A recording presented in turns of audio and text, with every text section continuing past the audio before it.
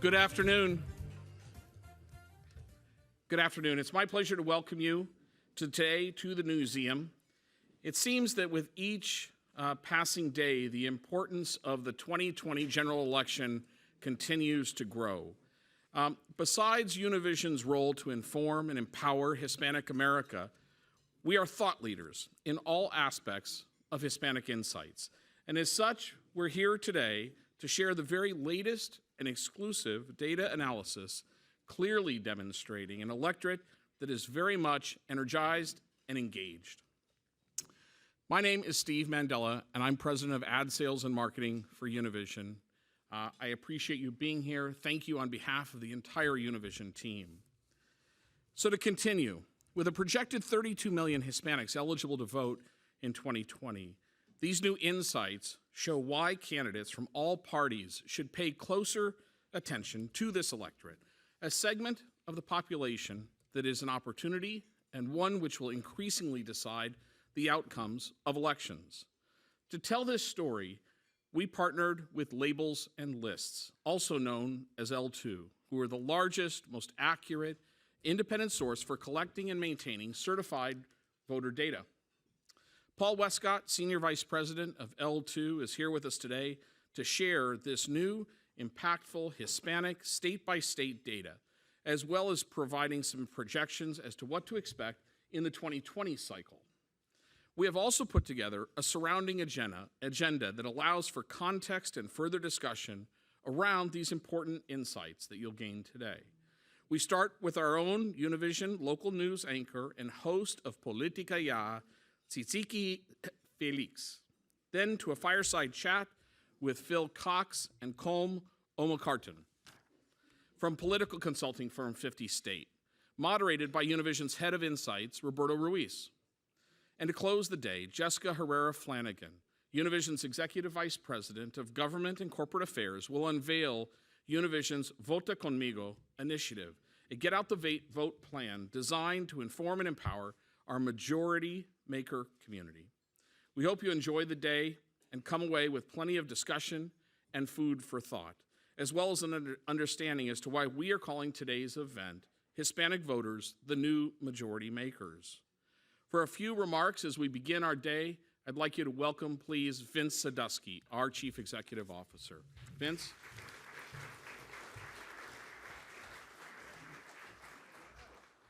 Well, good afternoon, everyone. Thank you all for coming. This is a terrific turnout. Really appreciate you all being here. Just a couple of quick comments, and we'll get on with the people who are really intelligent in this particular area. And I too am interested in learning a few things here today. So, when I came here to Univision after many years of being part of a Big Four broadcast network affiliate group and operating a bunch of digital marketing companies, I was definitely surprised to learn a couple of things.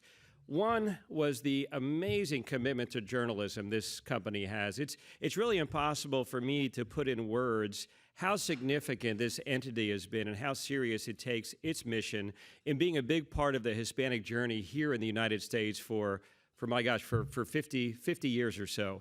And just in the short time that I've been here, I've witnessed it firsthand.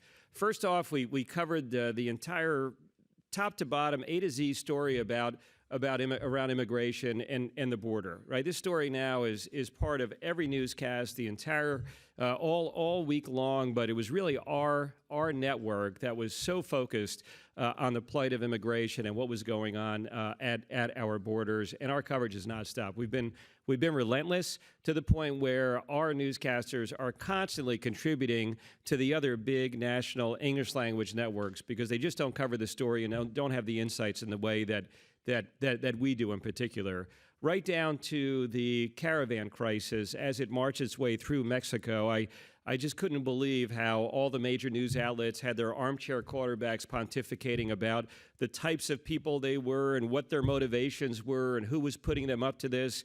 And it really wasn't until really the LeBron James, in my mind, of Spanish language and Hispanic media, Jorge Ramos, the most recognized talent in the business, along with our incredibly talented team, got down into the situation in Mexico, actually marched with the caravan, ate, slept with them, providing live updates and explained exactly who these people were and why they were called to do what they were doing, down to, I think it was probably 6 or 7 weeks ago or so, when I got the call from the team and Jorge that they were detained in Venezuela because they were the only news organization. They were one of a series of news organizations that came through Caracas, met in the presidential palace, which was nothing more than the president trying to shore up his positioning and his image in international marketplaces. And I hate to say the vast majority of the news outlets, I believe, fell into that trap. And only our organization asked the really, really tough questions about the refusal to allow resources to come into the country, aid, poverty, abuse, political prisoners, to the point where they were detained for 4 hours in the presidential palace. And I think if they hadn't been able to get a quick phone call out, who knows what ultimately would have happened. And for anybody who's not updated on the news, which is usually nobody in D.C., apparently that story is really taking on new life today, as it appears there's a coup underway as we speak. And then locally, in my former business, we prided ourselves on having number 1, number 2, top-rated Big 4 affiliates in our markets. We expanded our local newscasts. We knew that was the connection to the community and in our markets. And the political advertising dollars followed. All of you decision makers recognized what an amazing environment it is to be able to be associated with a super strong, objective news brand. People are really engaged. They really care. They, by and large, are the types of people that show up and vote and make a difference and are influencers. And lo and behold, I take a look at the data for Univision, and in the biggest markets in America, Los Angeles, Dallas, Miami, San Antonio, Univision's owned and operated local news stations are number 1, top-rated consistently, English or Spanish. And yet, when I took a look at the ad dollars directed towards Univision, it was a mere fraction of the viewership relative to what I experienced in the general market. So as soon as 2018's election cycle was over, I decided it was time to devote a significant effort to this. We have an amazing strategy, insights, research team. We have great third-party consultants, some of which you'll hear from today. We have a great news organization. Our president of news is involved in this task force. Steve Mandela, who you just heard from and all know, leads up this effort. I thought we have to start now. We have to start during the year 2019, an off-election cycle year, to be able to hear from all of you, to be able to digest the data, to be able to understand what you all need so we could begin this journey to target a community that is absolutely a game changer when it comes to being elected in the United States. And I think you all will get a sense for that journey for us really begins today. And we want to continue to educate and understand and receive feedback throughout the course of the year so that when we get into 2020 and we're talking about spending money and we're talking about the process and what it takes to create a pathway to victory, we hope that we will be really close and valuable partners to all of you. So look forward to today, and thank you all for being here.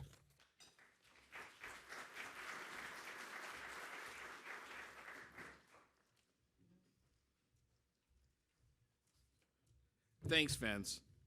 Our first guest speaker is a multiple award-winning journalist. She is currently the host of Politica Ya, a national political show based right here in Washington, D.C. And she's the news anchor for Univision's Washington newscasts. She has won the coveted TV News Emmy for outstanding achievement by an anchor and done it twice.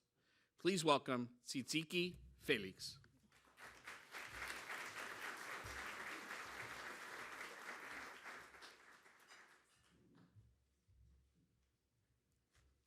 I'd like to give him a hard time because he didn't butcher my name again. Thank you, Steve.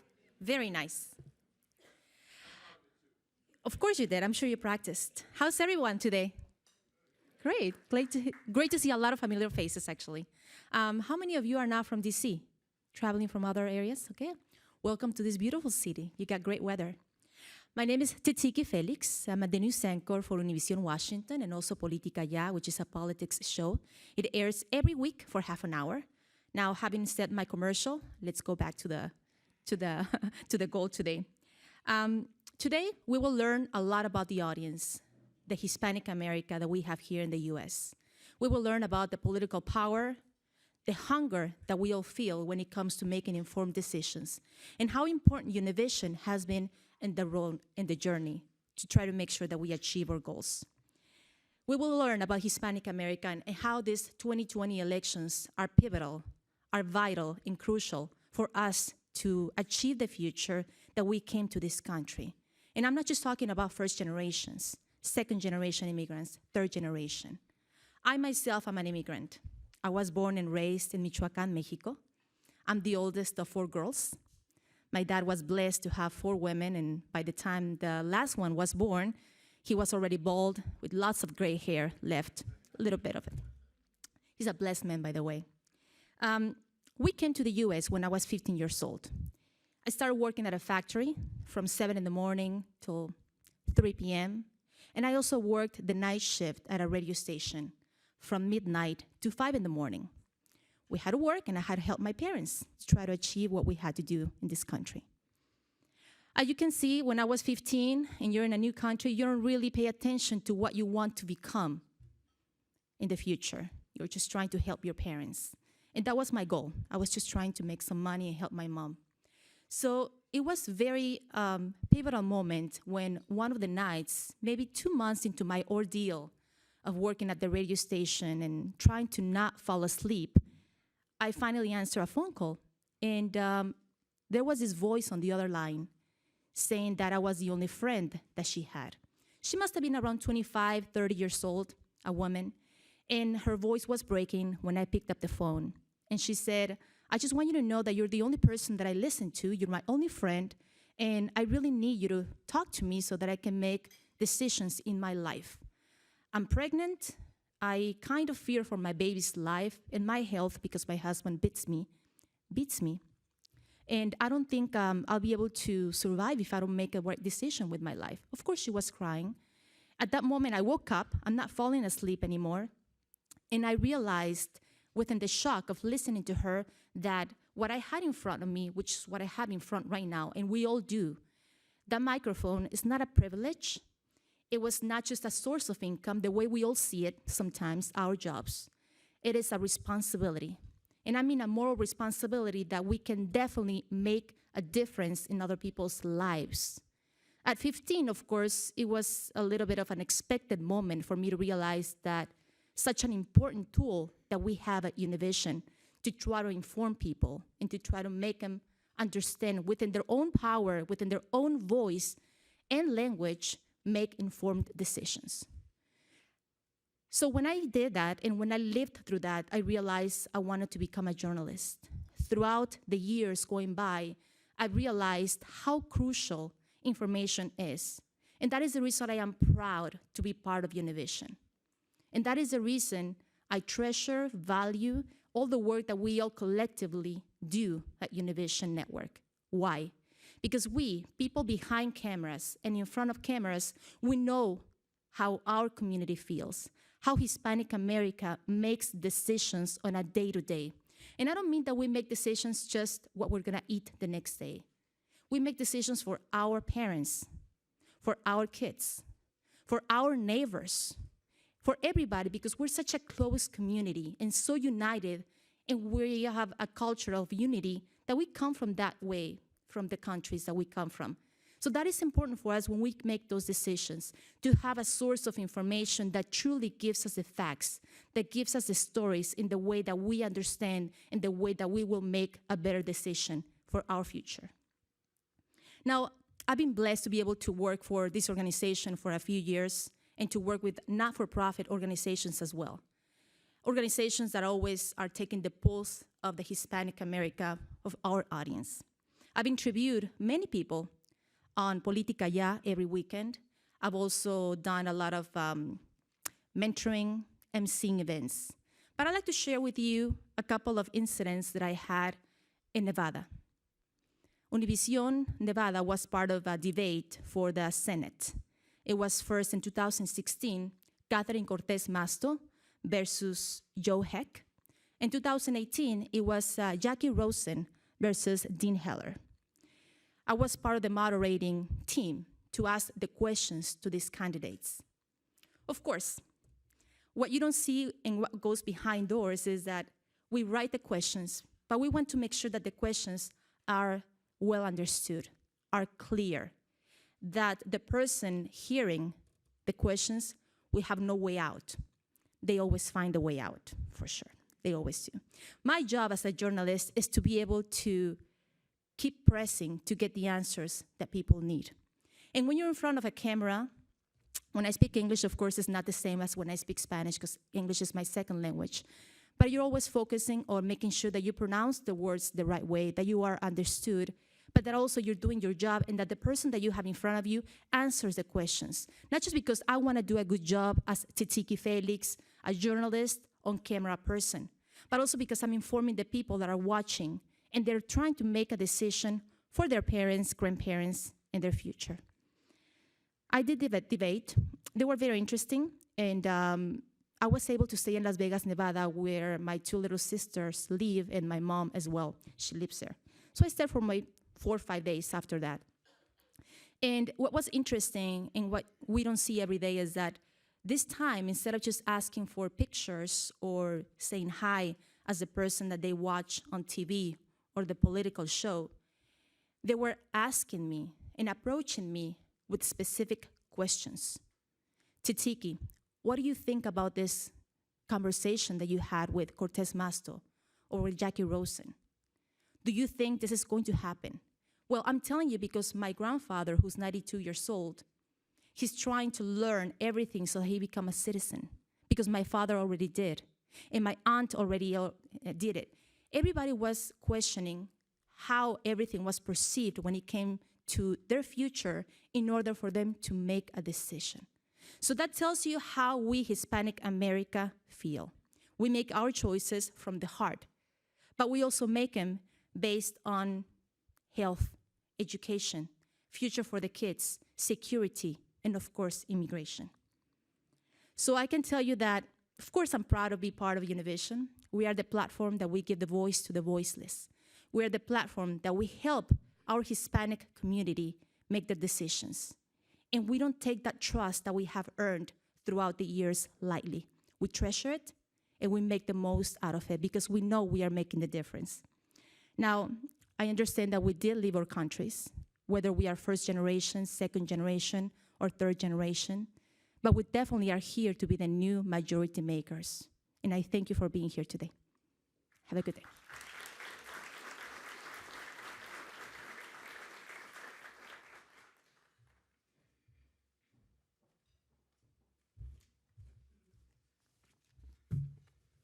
Those are comments from the heart for sure, aren't they? Thank you. I'd now like to turn it over to Paul Westcott of L2, who will lead us through the results of the 2018 Certified Hispanic Voter results and the main reason we're all here today. Paul has some absolutely fantastic information presented in an incredibly clear and simple way for all of us today. And working with L2's national database, using L2's voter mapping platform, Paul and his team took the certified voter returns and overlaid their ethnic coding. We want to thank Paul for being here and welcome him to the stage.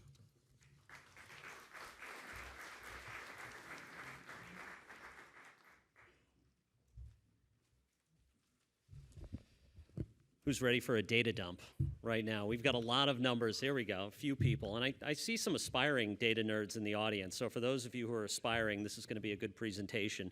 We tried to make it as clear as possible in terms of breaking down some of the numbers from the 2018 returns. Now, a lot of you have seen numbers, and we discussed this in depth, talking about, okay, there's been articles, there's been pieces days after the election saying Hispanic turnout went up, it stayed the same, it went down. Really, what those pieces were from early voting, exit polls, and census data. What we did here was we waited till all of the ballots were certified from the states and the counties, in states like California, Texas, where you need to actually go in and pull those data. We brought in all the information, and from there, we appended our national ethnic coding file, and that allows us to be able to determine into several broad ethnic categories, including Hispanic, who is in what categorization. So you're going to see a lot of that presented today. And again, this is going to be known individual level data. Going through this, and I'm not going to bury the lead here, Hispanic turnout saw a huge increase cycle over cycle from 2014 to 2018. Looking at every key metric that many of you will look at in the room, turnout, age of voters, early voting, and new registration, you saw massive gains among among Hispanic voters.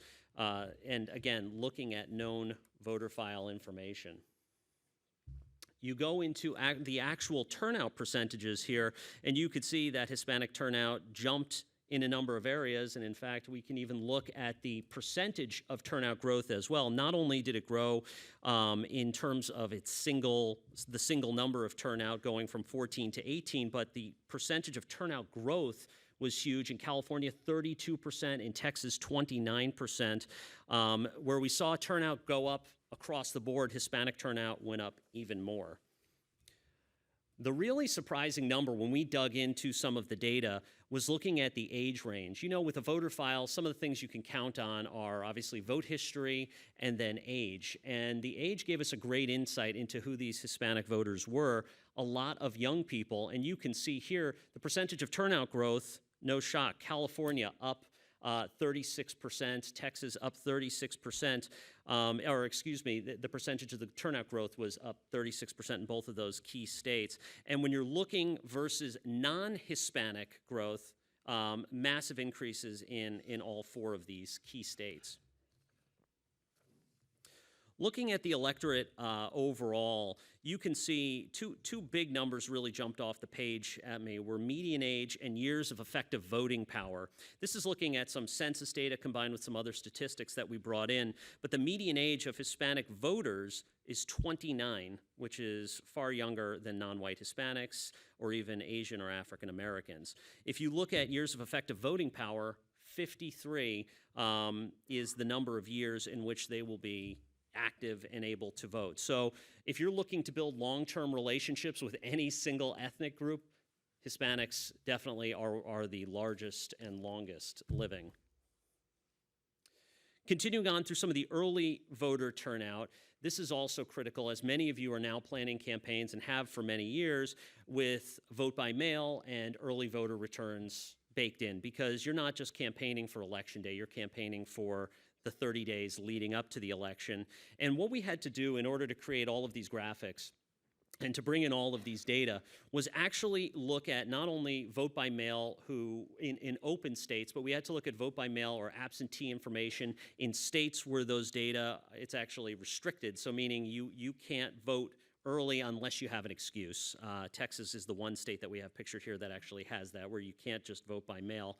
And then in-person voting was also part of early voting as well. So we took all three of those groups, the vote by mail excuse required, and in-person voting, and came up with these statistics. And as you could see, there were jumps in terms of the total number of early voters in some of these key states, up 137% in California, 212% in Texas. So again, huge turnout, where we typically see older and whiter voters being part of that early voter turnout. Sure, yeah, and that's really interesting, because when you look across the board otherwise, it's almost all older and whiter, and among other ethnicities, all older. So when you're looking at Hispanics, it's actually much younger, and the number is not as big a jump. And there you go. You can see the percentage, the 2018 early vote share. They're 57, 64, 56, and 66%. Continuing to new registrants, another critical statistic looking at those new registrants.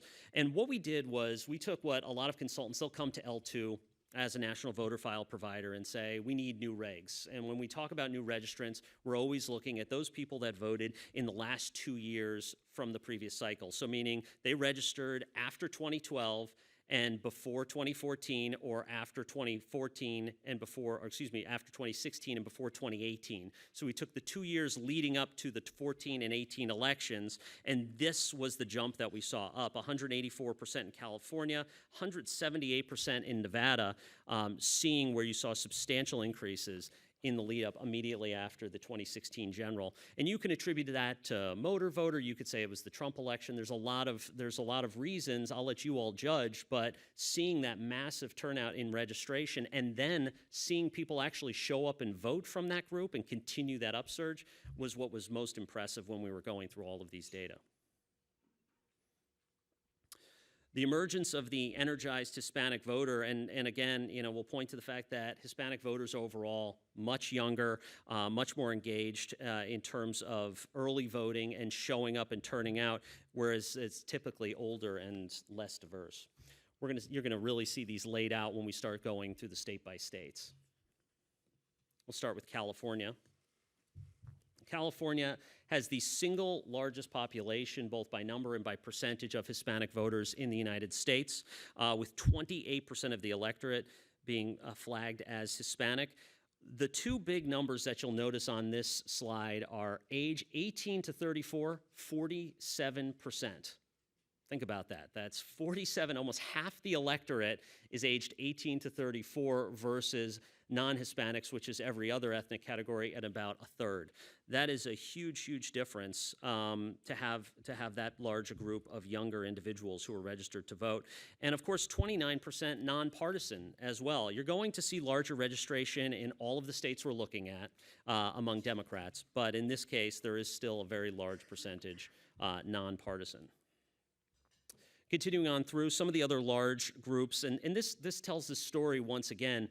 Turnout among registered Hispanics in 2014, 30%, 53% in 2018. Again, new registration jumped as well as turnout, and what that says is basically people registered and then they went and showed up and actually voted. So even though motor voter, even though there were lots of reasons, it's easier to register today more so than it is or it has ever been. The good thing is people are actually not only just registering, they're showing up and turning out among this key demographic. Looking at early voters, again, California has been doing early voting for nearly, I think it's 50, 60 years at this point, since the 60s, longer than most states, and yet we saw a massive jump in the last 4 years from 670,000 early voters to 1.6 million, nearly 1.6 million early voters, making up a fifth of all early voters and nearly 30% of all those aged 18 to 34. So again, younger and showing up early. You'll see some of these same statistics repeat in these other states. And again, we're going to go through 4 states total here. Looking at Florida, again, this is where you have to be registered to vote in a primary, registered with a party. So you see 25% Republican, 37% Democrat, but still that big number of 35% nonpartisan, whereas other groups are 24% nonpartisan. So you could see that there is a lot of opening there on both sides, even though they are more, Hispanics are generally more heavily Democratic. Taking a look at Hispanic voters 2014 versus 2018 in the state of Florida, you can just see by the map by itself, that's from our voter mapping platform, you could see that there's a very light amount of turnout in 2014 compared to what we're seeing in 2018. And especially when you're looking at just the raw numbers, 600,000 more voters, more than doubling those who voted, who were 18 to 34 years old. Overall, just a huge, huge change. And really, when we dug into some of the mapping and the visualization, you could see that I-4 corridor having a ton of new voters and a ton of new turnout as well to go along with it. Taking a look at early voters, same thing. We saw big increases. Almost a fifth of voters, early voters, were Hispanic in the state, and up from 11% to 16% of those 18 to 34. Again, just another big jump. Taking a look at Nevada now. Interestingly about Nevada, this is the lowest population state we're looking at overall. As you can see, the population centers are right around Las Vegas and some of the other areas in Reno, really, spread out throughout the state. And it's also the lowest percentage by population by percentage of the electorate of Hispanics. But again, 47% aged 18 to 34, which is a huge, huge gap from non-Hispanic voters. 52% Democratic and 24% nonpartisan in the state overall. Taking a look at the actual turnout results, you can see here, big jump, 3x jump, from 52,000 to nearly 150,000 Hispanic voters, 438% growth in 18 to 34. I mean, it's the statistics are typically not this clear cut, but you're just seeing a massive increase among younger Hispanic voters. I can imagine there's a number of people who groups, no matter how you define whether it be party ID or other things, to see that kind of turnout increase cycle over cycle, because we're comparing apples to apples here, 2014 to 2018. Continuing on through, you can look at some of the early voter turnouts here. 14% of all early voters were Hispanic, and again, another sizable jump in those data.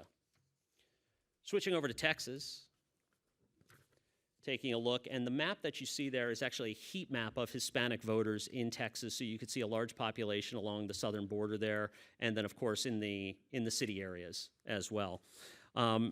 Now, the party affiliation, I'll explain, because party ID, the way it's done in Texas, they don't provide it with the voter file. So what we have to do is do it based on which ballot was selected, so which primary ballot was selected, or we have to model it. So based on the modeling of those individuals for whom we have a primary ballot, we found that a vast majority of them are going to vote Democrat. So you have 84% Democratic, 5% nonpartisan, and then 9% falling into the Republican side of things. Texas, of course, has the second highest Hispanic voter population, with covering 27% of the overall electorate. You can see the jump here, also dramatic. 1 million new voters cycle over cycle from 2014 to 2018. 1 million new voters, up 319% among 18 to 34-year-olds. And you can see, again, taking a look at the map, just the quick visualization, you see where they are. A lot of city centers, a lot of major sort of DMAs, in the way it's broken down. Taking a look here at some of the early voting, Texas is interesting because in Texas you have to have, as I mentioned, you have to have an excuse to vote by mail. So you have to have a reason. Either you're in the military, you're in college, or you're stuck at home. So you have to have a reason that you need to vote. So these are individuals. The early voting jumped despite some of those barriers to entry. But one of the interesting things was they also, it jumped because people were going to early voting stations. They were going in person to show up and vote. And we saw the number increase throughout the state, but especially among this demographic.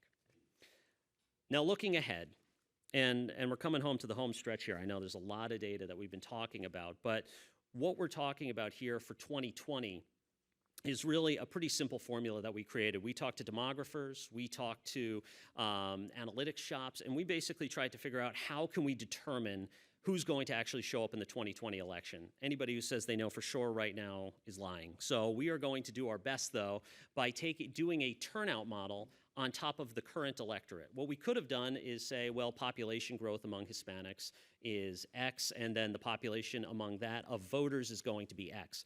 We did some of the math. This presentation came up fast. We wanted to do this we wanted to turn around the data once we got it all certified and in. So what we did instead was we stepped back and made a very conservative model of turnout for 2020, and that even will go as far as showing you the jump we're going to see over 2018 and even over 2016. As you see, 2016, there was, by sheer numbers, millions of voters, more Hispanics that voted. By percentage, obviously, by 2018 was a much larger year. When you're looking overall, the growth from 2018 to 2020, again, without population increases, assuming there's no more Hispanic new registration in any of these states, which obviously there's going to be, you're seeing a massive jump of up 22% over 2018 in California, 34% in Florida, 35% in Nevada, and 27% in Texas. Breaking this down by some key DMAs and some key cities around the United States, Los Angeles, Miami, Las Vegas, and Houston, all rising well above 24 to 34%. So big jumps also within those areas based on our, again, conservative propensity score that we built out.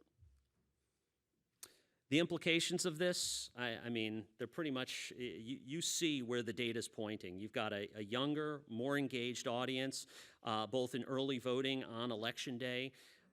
There's no way to kind of pin this group down except to say that they're continuing to grow and they're continuing to engage at a higher rate than other groups within within other ethnic backgrounds, and certainly among younger voters. And that's it. That's what I have. Do we have time for any questions? We do. We have time. Anybody have any questions about the data, the numbers, how this was collected or built? No? Yes.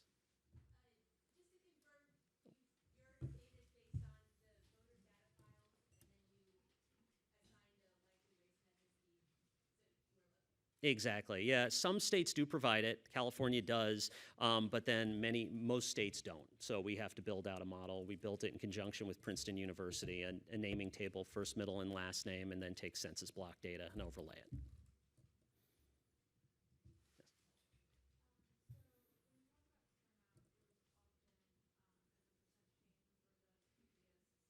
it. Mm-hmm.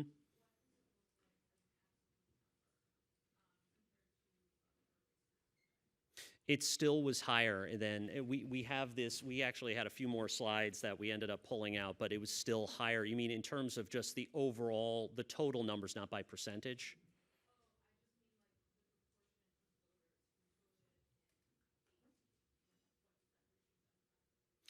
Sure. Yeah. I mean, it's just we saw growth among Hispanics more so than any other in any other category. I can give you those specific numbers, but I don't have them right here in front of me. But we did see massive upticks in Hispanics overall as compared to other ethnic groups in the 2018 turnout.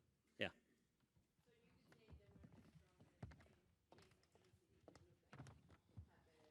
The biggest rise. That's correct.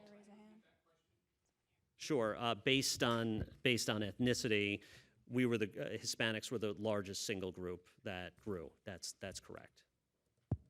I was just curious, do you have the same information for Arizona? And can you send it later, maybe if you've done the same analysis? Yes, Arizona was a little bit tricky. Maricopa County this year.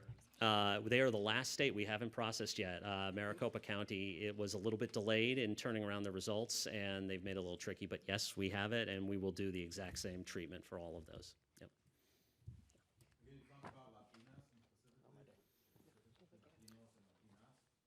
We didn't do a gender split in terms of the breakdown, but that's definitely something that we could dig into for you if you talk to me afterwards. But it's not something we broke down specifically. Given your projection in increasing voter turnout in Texas, which was 27%, I believe, do you think Texas is within reach in 2020? Making that kind of prediction, I don't know. I mean, it's all dependent on turnout. It's all dependent on candidates. Different things, vary. But when you're seeing such a large group of Hispanics turning out to vote in a midterm election where traditionally they have not, and when you see the changing demographics overall in the state and the younger vote turnout in a midterm year, and then the high numbers expected for a presidential year, sure, there's a possibility, but I wouldn't, bet the farm on it at this point, because sometimes Texas is still Texas, so you never know. Yeah. I have a question for the 2020 predicted turnout. Were you able? For the 2020 predicted turnout, are you able to splice out the data so we can take into account party affiliation? Yes, we could do that. We don't have that currently up there, but we did look at some of the party ID in terms of the breakout. It was pretty similar to what we saw both in 2016 and 2018, but I would have to pull those data up. I don't have them in front of me. Yeah, we went down, you can imagine, we went down a lot of rabbit holes with this as we started seeing more of the data and started to, and our data team actually dug into this by party identification, by age, by, all these different key factors. And we can produce those information if you're interested, so just ask me. Yeah. Thank you, Paul. Thank you.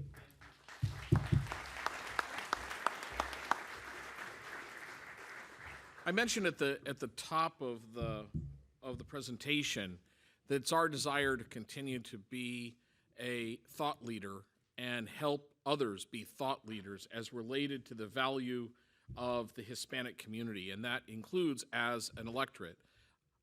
This is, and the work that we did with Paul is an affirmation of that desire, and I would tell you that if anyone needs additional analysis, like Arizona, I came from somewhere over here, the Arizona question, we can do that as well as any other pieces of analysis. In our desire to rush out to be the thought leader in this, we wanted to make sure that we had the right information on these, but we can go 5 layers deeper as we continue to go through that data.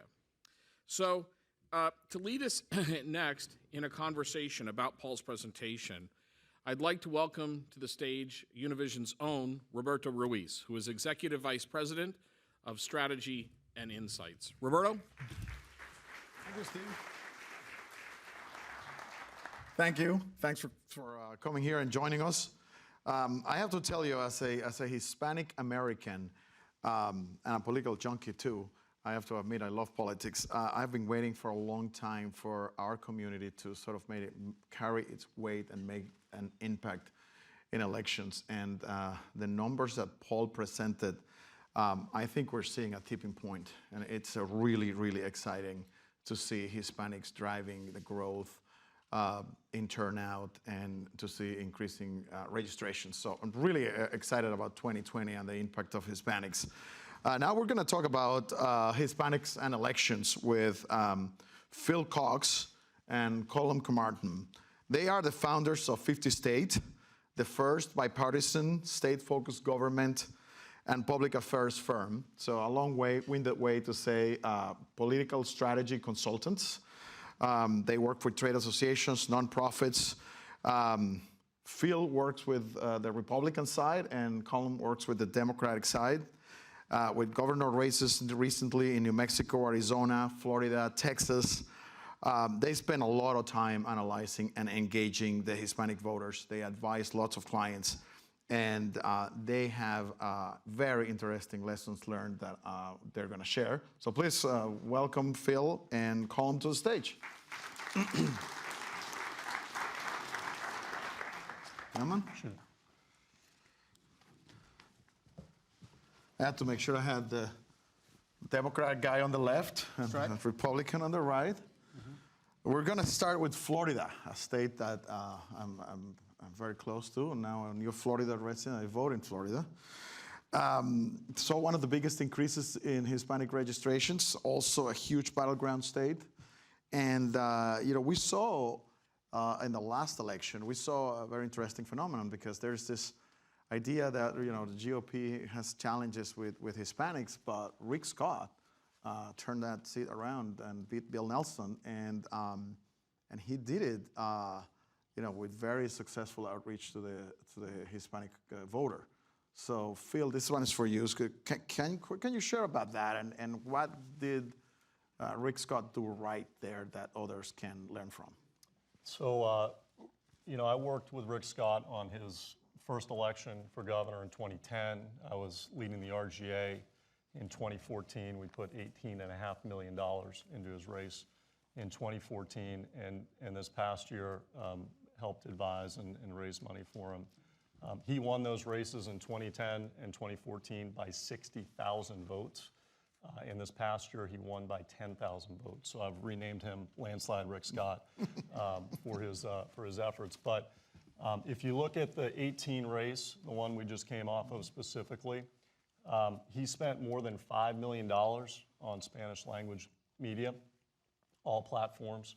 He won by 10,000 votes, 8.1 million casts. That's 1/10 of 1%. He secured somewhere between 45 and 46.5% of the Hispanic vote. I talked to his pollster this morning, and he claims it's 46.5. Univision saying it's 45, so we'll split the difference. But and he did it because and we saw that the turnout was up. It was up over the last midterm. It was up by 8%. He engaged early. He was up in July. He never went down. He engaged across all platforms, so not only broadcast television, but digital and radio. And he had 7 different forms of creative, and he worked very closely with Kathy and your team here on the data offerings that Univision has to make sure that creative was really tailored correctly to the community. One of the things that I want to call him the governor because I knew him for a long time. One of the things that Senator Scott really understands about this community is it's up for grabs. It's persuadable. We heard the previous presentation, Paul was talking about voter registration. That's one part of the story. In Florida, it's, I think, 25% among Republicans. What's more important is looking at the audience that's actually persuadable. And we've seen Hispanics vote for the individual, not just the party. And I think that's important. And I know Rick Scott on our side is probably the best example of the return on your investment in Spanish language media. In addition, he's also been present in the community, and I would say the relationship with your local affiliates and candidates in the states at the local level is incredibly important. Two other points I'm going to make, because I see media buyers and pollsters in the room that we invited here and we work very closely with. Live television, okay? How many of you is Netflix and Amazon and Hulu, is that where you're watching a lot of your TV, right? A lot of us, right?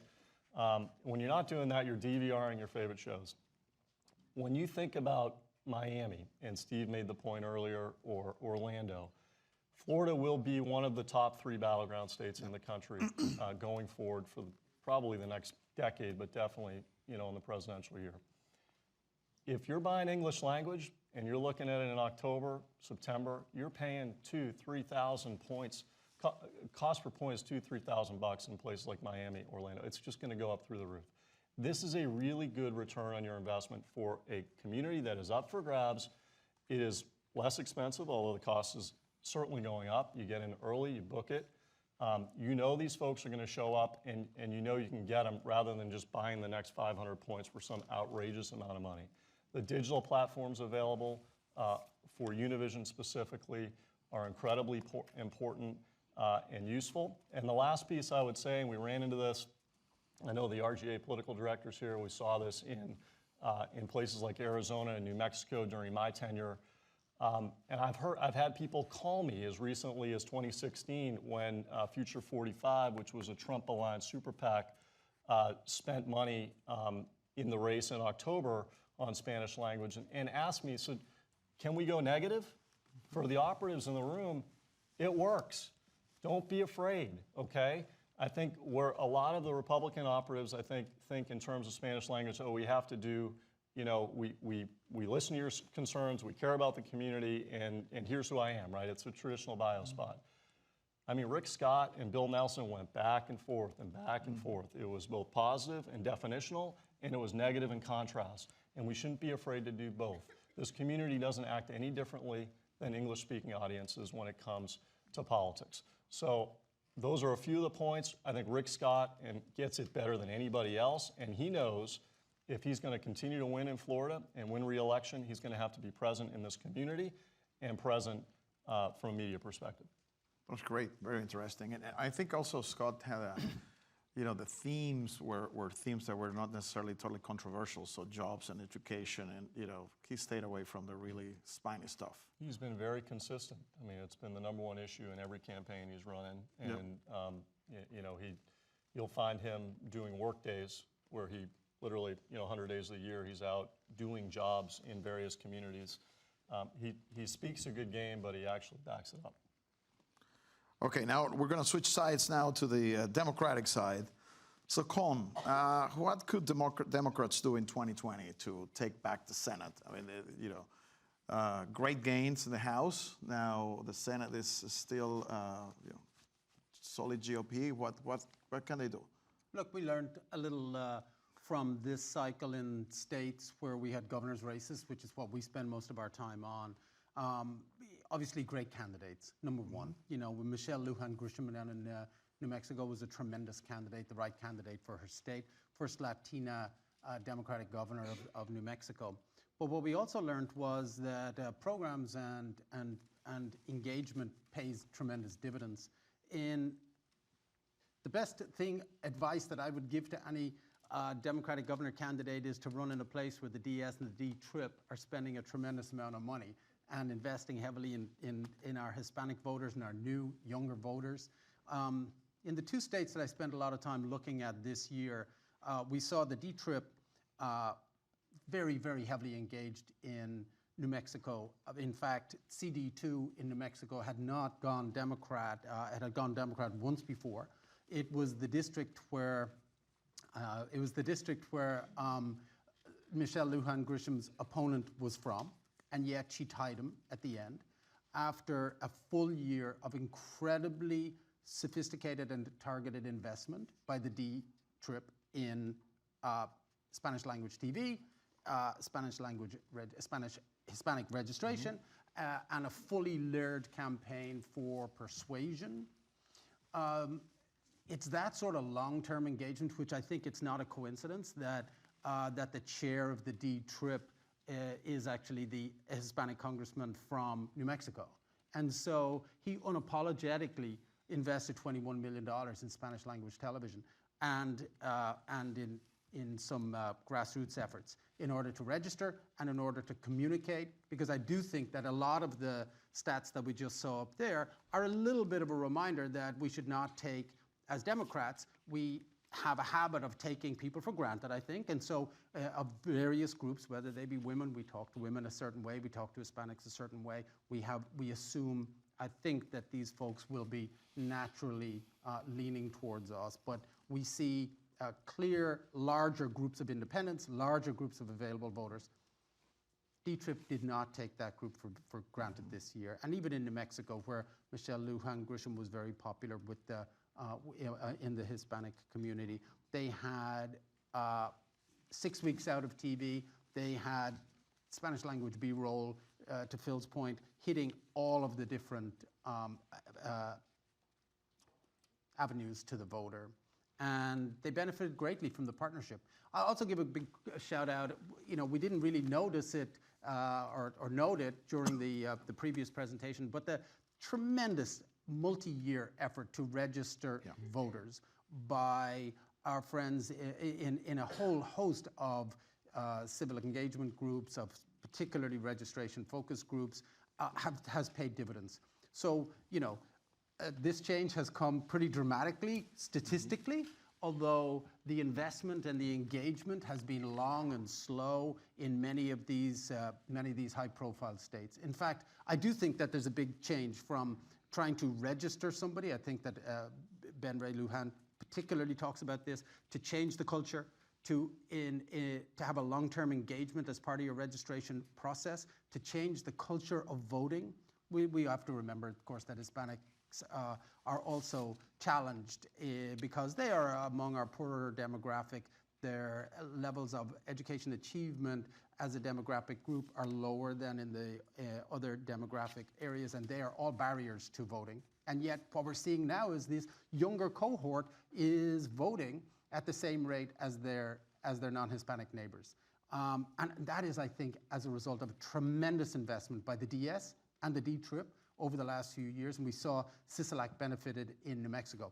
Nice little case study was that Tsi-tsi-ki came out of a primary in Nevada, financially having spent $7 million. So he was not able to hit the ground running. Jackie Rosen, though, had a much stronger position. She was able to communicate much earlier on television to the Hispanic voters, and she led Tsi-tsi-ki among Hispanic voters by 5 points throughout the race.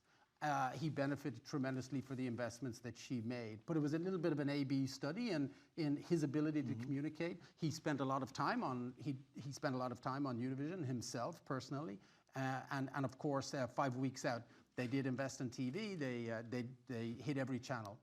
They also hit, of course, social media, in the knowledge that younger Hispanic voters are more engaged on social media than their non-Hispanic counterparts. And so they invested very, very heavily in that. When it comes to the Senate races, of course, we know next year there's a lot of opportunity in states that have, in fact, the number one pickup opportunity is probably in a state with the highest level of Hispanic voters. We've got Colorado, New Mexico, Arizona, and in Texas. So those 4 states, huge pickup opportunities on the Senate side. I think they're also going to see that huge DS investment in following up the registration with a clear commitment to engage with that voter consistently over a long period of time. So we see a recurring theme here of we saw the early voting, and in California, 60% of the growth in early voting was Hispanics.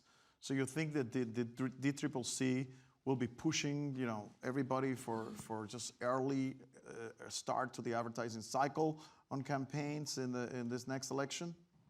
Do you think they get it? That will be a theme on early, on targeting the early voter? Of course. I mean, look, what we've seen is, I think, a much greater investment in polling.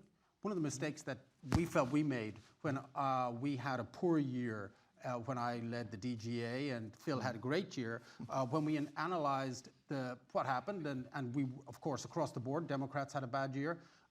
One of the missed opportunities was understanding where the voter was and investing in those bigger deep dive polling to figure out the underlying anger, the underlying shift, and underlying sentiment, rather than answer this A-B question. I talked with the campaign manager for Tsi-tsi-ki out in Nevada this year, and he said they invested more heavily in polling to understand their voters this year than ever before, and of course it put them on the right track to understand that, as you said, the Hispanic voter over-indexes on education, over-indexes on health, and under-indexes on immigration. Yep. And so that enabled them to make sure that their communication was aligned with where the voter is. I think that's what the big committees have figured out. I think there's a much greater understanding of the voter as a complex, real person. And I'd also flag that younger voters in general, and the overlap between younger voters and Hispanic voters, of course, is extremely deep here. And younger voters in general, through some other polling that we did, are not quite as sticky to the party. And again, we see that there, right? So you need to communicate to persuade. In Democrats, I think will fall into a trap if they continue to communicate to get the vote out, and may wake up and find that they've lost some of those voters by not really communicating to persuade. And I think we're aware of that, and we're going to do a great job on that. And so to your point about communicating strongly early, I think that it's all going to be part of, I think, where the D-Trip came out of last time, which was to make sure that you register and engage and talk about the things that the voter cares about, where the voter is, whether that be on Spanish language TV or on the digital networks that Univision has as well. And the calendar is expanding, so that trend is going to continue. If there are political directors for committees in the room here who have responsibility for budgets, they're booking TV, early, December the previous year, so December of 19 for 20, for August, September, October of those election years, they're starting to book TV. A new trend is that they'll actually not only pre-book, but they'll actually write the check. Which is why I think one of Univision's incredibly unique offerings is that their audience watches. There's a lot of live programming, whether it's sports or telenovelas. They're very loyal. And I went back. I didn't really finish the sentence the first segment about the DVRing, the Netflix, the Hulus, all of that. Univision has a way to sort of get around that because their audience is showing up and watching in real time. Yeah, with 90% live viewing. They're giving me a 5-minute sign over there, but I can't miss asking you a little bit about the 2020 strategies from the GOP to win back the House. How do you see that, and what should campaigns be thinking about? Well, Senate races and governor's races can sort of overcome the national mood, right? They can overcome national trends. There's more money being spent. A governor, if they're doing their job, has their own personal brand. It's harder, in House races. And I've candidly spent most of my career doing gubernatorial and Senate races. But, House races sort of swing back and forth. They're very tied in a presidential year to the presidential election. So, we have a suburban problem. We have a suburban women problem as a party right now, as evidenced in the 18 midterms. If I'm advising our candidates, I think we really need to lean in on the economy. You all made the point earlier, Colin made the point.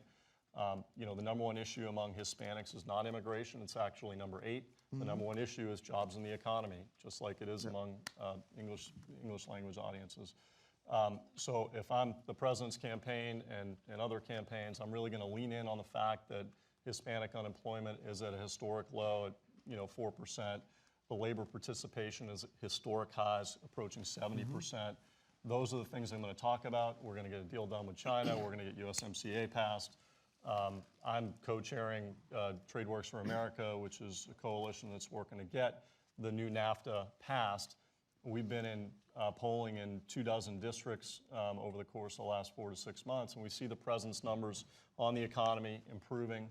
And I think the other thing you and I talked about earlier is the president does a good job of making elections binary choices. Yep. Right now, it's the president versus the president, and so he's not doing as well in that in terms of his job approval. But when it becomes a choice, and we're going to see the political silly season really play out with the Democratic debates beginning in June, that most of their party lurching to the left, I think this is going to be a very tightly contested election coming down the stretch. Great thoughts. Tell me, what do you think from the Democratic side? I mean, you have a relatively early, very fragmented field. But that's good.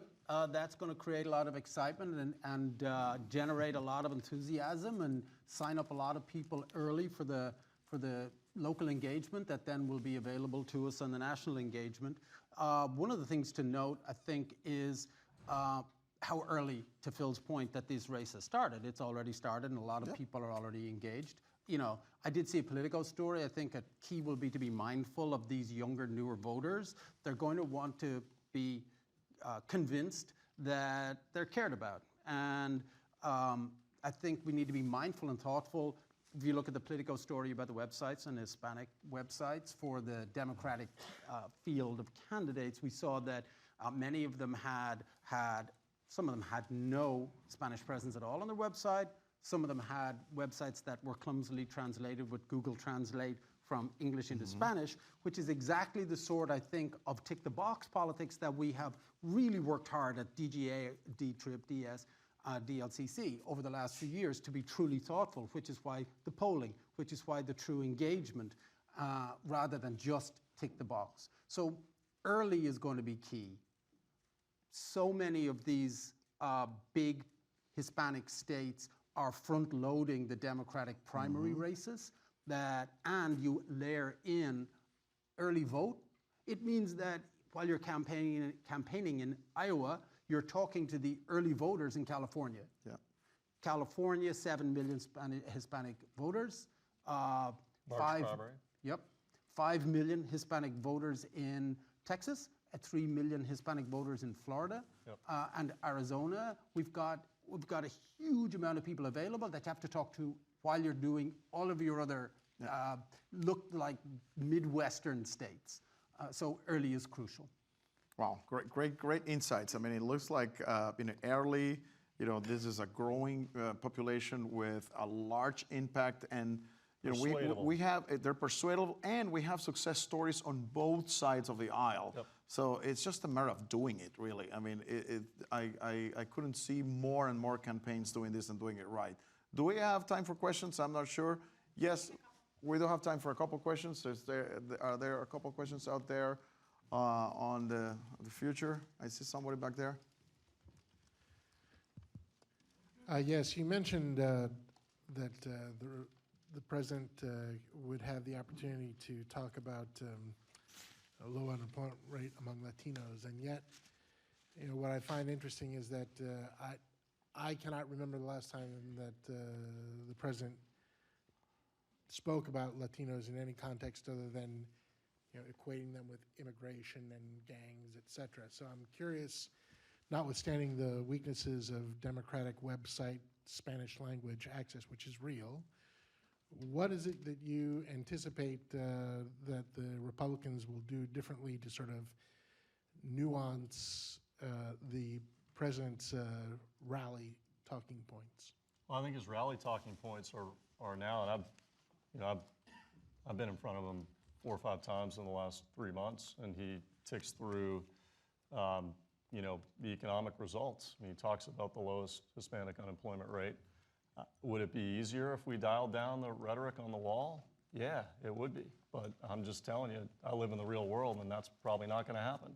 So I think for other candidates, if you're running a governor's race in 20, or a U.S. Senate race in those targeted states that Colin mentioned, I think you just really need to try to block out the noise on what is anti-immigration rhetoric and really lean into the results on the economy. And I think there's a difference certainly between first generation Hispanics and second and third generation. The statistics on small business growth, on labor participation, on unemployment are as good as they've been. And I think, I'm not running the president's campaign. I'm not directly advising him. But if I were, I would be spending a heck of a lot more time talking about that and dialing down the rhetoric on the other side. We do have a bit of a strategic advantage on the Democratic side that in those states we've just been running races for the last year. Yep. And I thought our candidates did a great job of talking about bread and butter issues and really focusing on education. And that national kind of uprising of the public on education plays really well for us with a Hispanic population that is very focused on education, with a much greater percentage of Hispanic families have children, and the Hispanic families emerge much earlier than they do in Anglos. I think it's a great opportunity for us. We just need to stay focused on it and not get distracted and communicate about those issues all the way through. The issue matrix, when we went from 22 to 33 Republican governors, You're welcome, Phil. Thank you, appreciate that.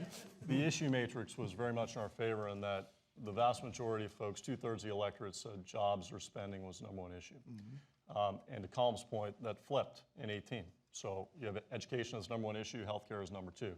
That's much more difficult, challenging terrain for Republicans. And we better have a message. I'm here and there's no more time for questions. Thank you, gentlemen. Thank you. It was a pleasure to having you here. Good job. Thank you. Thank you.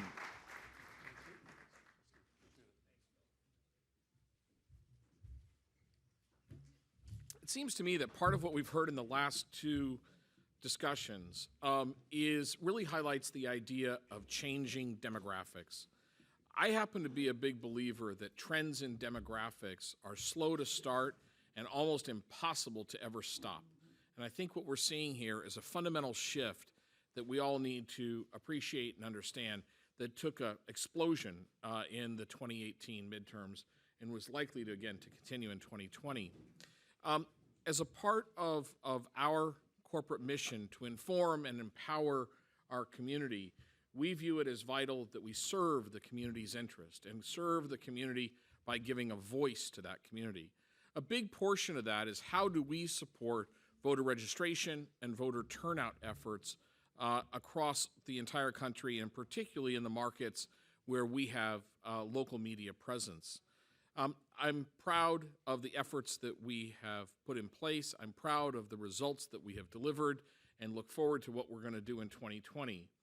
I want to ask you to welcome Jessica Herrera-Flanagan, our Executive Vice President of Government and Corporate Affairs, who's going to talk to you about Vota Conmigo, which is our effort at continuing to drive both registration and turnout.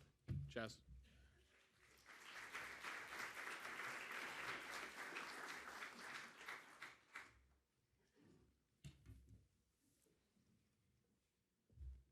To put a little stool up here, so now I'm really high. Everything you've heard today points to one thing: the power of the Latino voter. We know that our community is energized and that Hispanics are poised to have an outsized impact on the U.S. economy and the election. Specifically, we know going to 2020 that 32 million Hispanics will be eligible to vote. 32 million. That's 13% of the electorate. It is also the largest voter bloc of any racial or ethnic group. You want to talk about majority makers there? The new majority makers? There it is. As one of those 32 million, I'm very proud today to unveil our Vota Conmigo 2020 campaign. This campaign is a 360 campaign to register eligible potential voters and get out the Latino vote. It builds upon our efforts in 2018 on the civic engagement side that helped deliver results that contributed to the most diverse Congress ever being elected including the election of more than 40 Latinos, including the first 2 Latinas in Texas, the youngest member of Congress who happens to be a Latina, and a Hispanic Republican member from Ohio. So diversity of political stripes as well. Going into 2020, we want to build on this. We'll not only be using our national platforms, but going coast to coast wherever we have TV and radio stations. This means in places like Arizona, Texas, Nevada, Florida, North Carolina, which all happen to be battleground states, as well as in California, Illinois, and other locations throughout the Southwest, the Midwest, the East Coast, and in Puerto Rico. We know also that our expertise is in the media area. So you're asking me, how are you going to do a voting campaign? Well, we have our media assets. We have a way to communicate with our audiences. And most importantly, we are partnering with those people on the national, state, and local level who are in the community doing the grassroots efforts. So that means groups that many of you know, including Unidos US, Voto Latino, LULAC, Hispanic Federation, and NALEO, just to name a few. And I apologize if there are others in the room that I haven't seen who have already signed up, and we expect that list to grow and grow. And then if you look in each of our local markets, you will see a lot more names added on the local side as well. So I've talked about the where and the who, but what is it we're gonna do, right? We are gonna have a 360 campaign that touches everything. We're gonna reach the Hispanic voters on the platforms they love and in events in their communities. This means on our networks, we're planning on engaging integrations on news, sports, and entertainment programs on all of our networks, and with our talent. It means network branding, snipes, infographics, bugs, and PSAs. But we're not just gonna do the old PSAs that people have seen in the past. We are actually engaging young Latino creators to help us with this. We saw success in 2018, where we actually went out in LA and a group of interns actually designed our Vota Conmigo campaign, saying, what you guys have been doing is great, but you need to reach young voters like us. Let us tell you how to do that. We've already started that effort. We're talking to a number of organizations and also have a contest going on right now that we'll be announcing the results of soon that talk about how do you reach people the way they want to be reached. We're also looking at digital. So you'll see articles, you'll see integrations, and you'll see videos. You will see things that will help people understand what does it mean to go out to vote in a primary? What does it mean? How do I fill out the form? We've seen some success with other civic engagement campaigns. We did something with citizenship, and if you haven't seen it, if you go on the univision.com site, there is a citizenship test that people can take and practice and learn how to do either in English and Spanish. When we first put that up, millions of people visited it within the first week. We want to take that effort and engage on in the same way in the voting campaign. You'll see radio interviews and DJ mentions, podcast integrations, and we also want to partner with other media companies and with other like-minded corporations who also want to see Latinos turn out to vote. But most of all, we are reaching back into our communities and going local. We all hear all the time, politics is local, and we've taken that to heart. So you can expect in each of our markets, op-eds, PSAs, phone banks, workshops, town halls, forums, news integration, community affairs shows, voter education, and voter registration events, as well as parties at the polls. That was a mouthful. Needless to say, we're gonna be pretty busy going into November 2020. There's a lot to do, but true to Univision's mission to inform, entertain, and empower our Hispanic community, we're gonna do our part to keep the energy and momentum of the 2018 election going. And we're gonna help Latinos, regardless of their political stripes, get out to vote.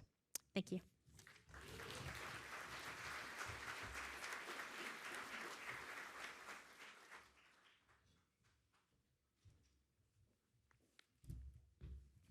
What do you think?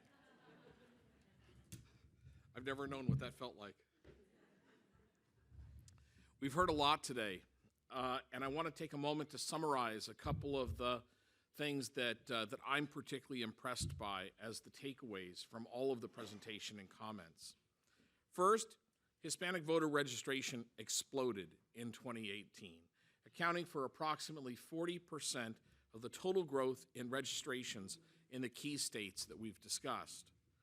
Second, these registered voters turned out in unprecedented numbers, with turnout rates among almost doubling and Hispanics accounting for 30+% in the increase in voter turnout, punching way above their weight and thus another sign of the growing importance of this electorate. Thirdly, the Hispanic voter turnout was driven by younger voters and early voters. One of the statistics that I was particularly wowed by is that in both California and in Texas, well over half of the increase in Hispanic voter turnout was in the form of early voters. And you heard from Paul earlier that doing that in Texas is not as easy as it is in some other states.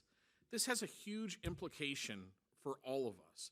Winning campaigns need to speak to this voter earlier than ever before, not only to get their vote, but to get these voters as influencers to friends and family and colleagues early. Simply put, you can't wait to speak to this voter until the last 2 weeks of an election cycle. Lastly, about 25% of all Hispanic voters declare themselves without a party affiliation. This is another data point that I believe has huge strategic implication for all of us. Each party comes with preconceived notions of the predisposition and likelihood of this voter, and they're wrong. This is a voter who's hungry for information about the issues and will make up his or her own mind without legacy allegiances to either party. I personally believe that it is a responsibility for all of us to make sure that this community has equal access to the information that is marketed and promoted to what we call the general market.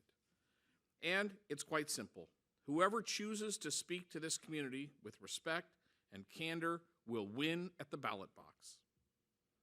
Clearly, 2018 was a turning point for the Hispanic electorate. Successful campaigns spoke to this viewer through Univision. Overwhelmingly, unsuccessful campaigns thought they didn't need to and lost. I personally have found today terrifically interesting. I appreciate all of the speakers. I thank all of you for spending the time with us today. And through our research and political sales teams, we're looking forward to engaging with you over the coming weeks and months to help you understand how we can help you engage with this important electorate. Today's presentation will be emailed to you in the course of the next couple of days. So for those of you who've been snapping pictures, you can delete all of those from your phone. We will send it to you in usable format. Anyone who's got follow-up questions, please reach out to us. We invite you to take the materials that were on your table, including the thumb drives that have copies of some of our materials. Thank you very much.